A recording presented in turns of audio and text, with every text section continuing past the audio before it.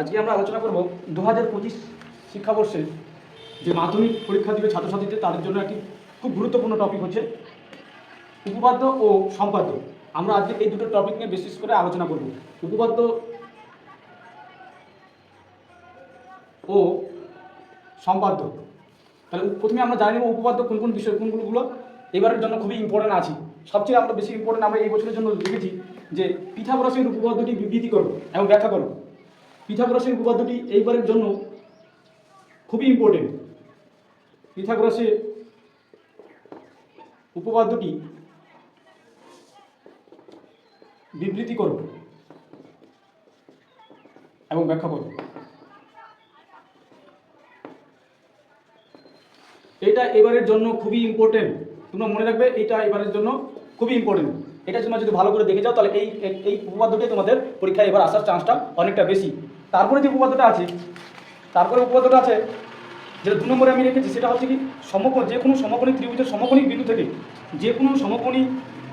সমকোণী বিন্দু থেকে অতিভুজের উপর লম্ব অঙ্কন করলে ওই লম্বের উভয় পার্শ্বস্থিত ত্রিভুজের সদৃশ এবং ওই ত্রিভুজগুলির প্রত্যেকে মূল ত্রিভুজের সঙ্গে সদৃশ। তাহলে এইটা আর সঙ্গে আমি যেটা বললাম, পেজ নাম্বার তোমরা টেক্সট বইয়ে দেখে নিবে। টেক্সট বইয়ে পেজ নাম্বার পৃষ্ঠা নাম্বার হচ্ছে এই যে যেটা দিলাম, এটা হচ্ছে 285 পাতায় আছে, পেজ নাম্বার 285। তারপরে যেটা 2 নম্বরটা বললাম সেটা হচ্ছে পেজ নাম্বার হচ্ছে 255, পেজ 255। এই দুটো তোমরা যদি দেখে যাও তাহলে অনায়াসে তোমরা একটা কমন পেয়ে যাবে এইবারের 2025 মাধ্যমিকের জন্য। তারপরে আমি 3 নম্বরে যেটা রেখেছি, তোমরা ভাবছো যদি আমি এই দুটোতে কমন না পাই তাহলে কি করবো, তাহলে কমন আর এই দুটোতে যদি তুমি না পাও বা এই দুটো নিয়ে গেলে তুমি অবশ্যই পাবে।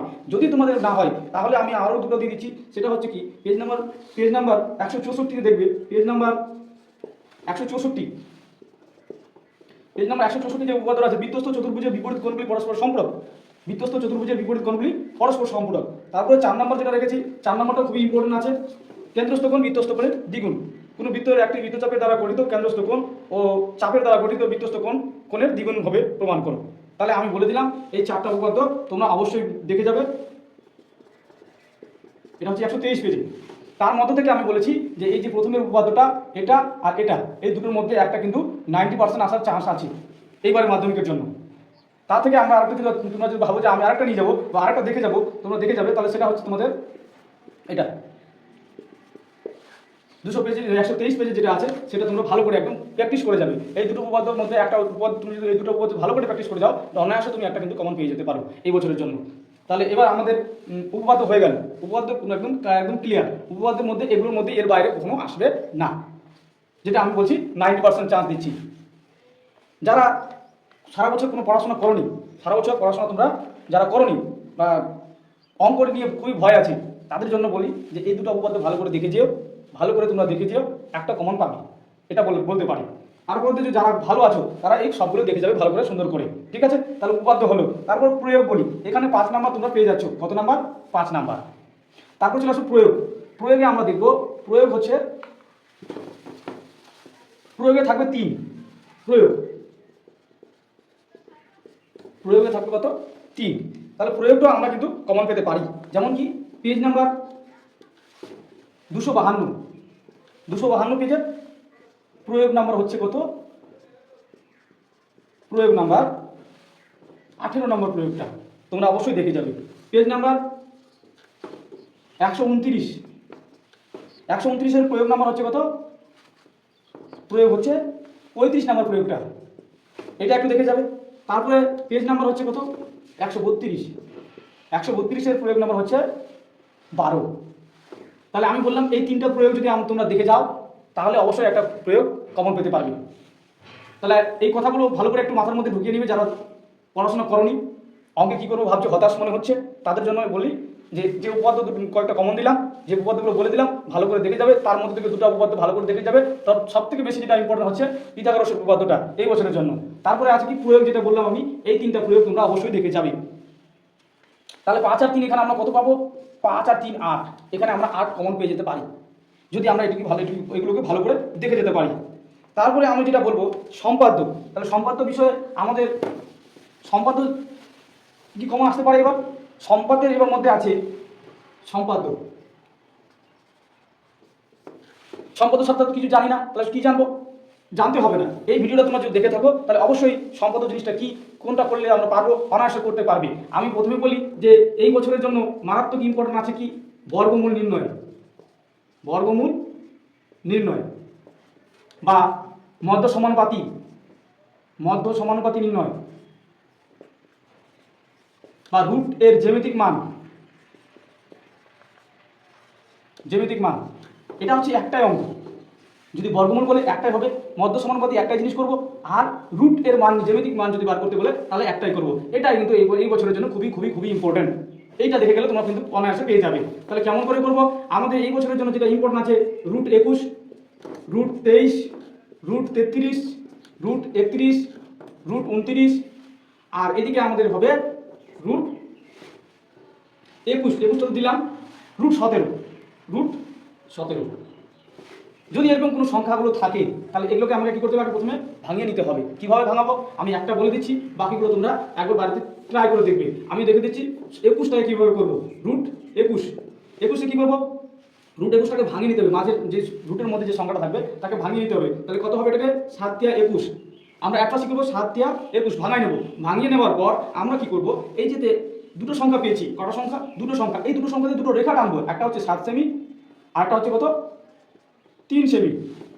এরপর আমাদের কাজ হবে রুটের ভিতরে যে সংখ্যাটা আছে সেটাকে ভাঙিয়ে নেওয়া। ভাঙিয়ে নেওয়ার পর আমাকে ওই দুটো রেখা, ওই দুটো যে দুটো মান পেয়েছি সেই দুটো মান দিয়ে আমি দুটোকে রেখাংশ টানবো। একটা হচ্ছে 7 সেমি, একটা হচ্ছে 3 সেমি। এই 7 সেমি আর 3 সেমি রেখাংশ টানার পর আমরা তারপরে স্টেপ কী করবো? তারপরে আমাদের খাতার মাঝখানে আমাদের যে কোনোভাবে একটা রেখাংশ টানতে হবে। যে কোনোভাবে আমরা একটা রেখাংশ টানবো। তারপর কী করবো? যেটা সবচেয়ে বড় বাহু, কত? 7 সেমি। এই 7 সেমির মাপটা আমাকে এখন নিতে হবে। রুল কম্পাসের সাহায্যে আমি এখানে বসিয়ে, এই রুল কম্পাসের সাহায্যে আমি এখানে বসাবো। এখান থেকে বসে এইটুকু মাপটা নিব, এইভাবে বসিয়ে নিয়ে রুল কম্পাসটা দিয়ে আমি এখানে বসাবো। বসিয়ে এখানে কাটবো একবার, ঠিক আছে? কাটার পর তারপর কি 3 সেমির মাপ নিবো। আবার 3 সেমির মাপ নিয়ে আমি যেখানে কাটলাম সেখান থেকে আবার 3 সেমি কাটবো। তাহলে এখানে আমি নাম দিয়ে দেবো এ আর বি, প্রথমের স্টেপটা, আর শেষে যেটা কাটলাম সেটাকে নাম দিয়ে দেবো এ আর বি। এবার কি করবো? এবার এই বিকে আমরা অর্ধেক করতে হবে। অর্ধেক কেমনি করবো স্যার?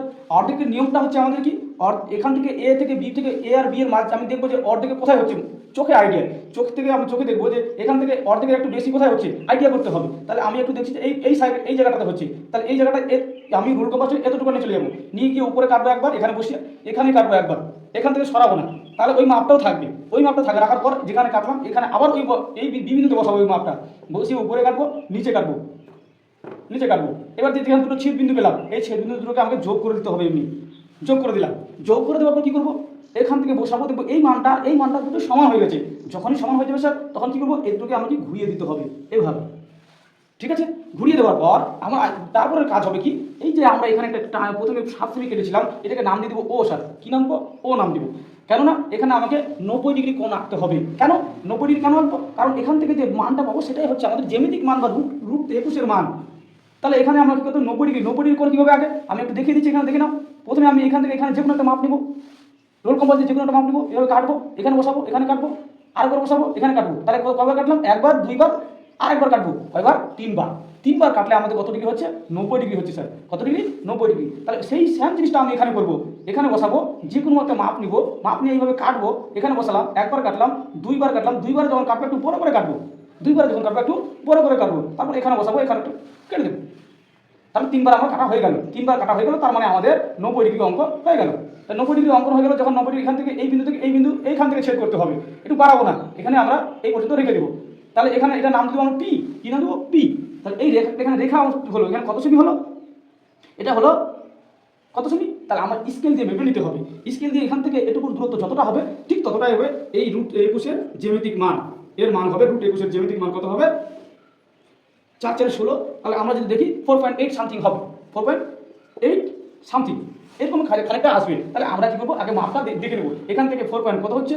8 হচ্ছে না 6 হচ্ছে না 7 হচ্ছে? সেখান থেকে যেটা হবে মাপটা, এখান থেকে আবার বলি যে এখান থেকে এটুকু দূরত্ব যতটা হবে ঠিক ততটাই তার মান হবে। ঠিক আছে? এতটুকু করতে পারলেই আমাদের 5 নাম্বার পেয়ে যাবো স্যার।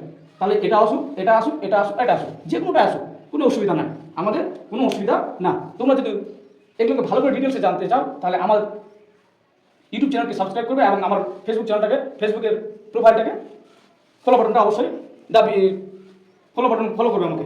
তাহলে অবশ্যই এগুলো সম্পর্কে অবশ্যই ধারণা তোমাদের আসবে। তাই বলি যে এই বছর মাধ্যমিকের জন্য সবচেয়ে বেশি ইম্পর্টেন্ট হচ্ছে এটা।